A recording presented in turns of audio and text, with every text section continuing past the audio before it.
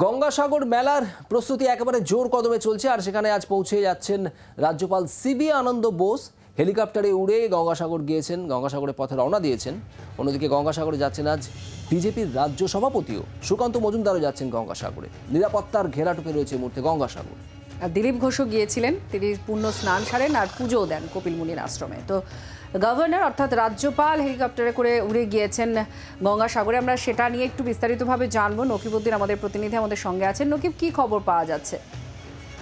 দেখো, আজকের যে গঙ্গাসাগরের ঠিক 10:30 থেকে 11টার সময় আসেন রাজ্যের রাজ্যপাল, এবং আসার পরেই কিন্তু তিনি প্রথমে মন্দিরে আসেন এবং মন্দিরে পুজো দেন।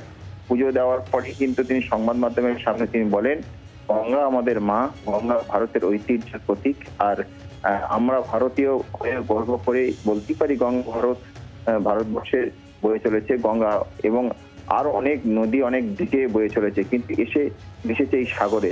এই বৈচিত্র্যপূর্ণ সাংস্কৃতিক মধ্যেও আমরা ভারতীয় বাঙালি, এবং এই গঙ্গাসাগরে আসার পরে তিনি পরিস্থিতি দেখে অনেকটাই খুশি, এবং পাশাপাশি তিনি পুজো দেওয়ার পরেই কিন্তু তিনি ভিআইপি যে গেস্ট হাউস আছে সেখানে তিনি রেস্ট নেবেন, তারপরে তার গন্তব্যস্থলে ফিরে যাবেন বলে এমনটাই জানা যায়।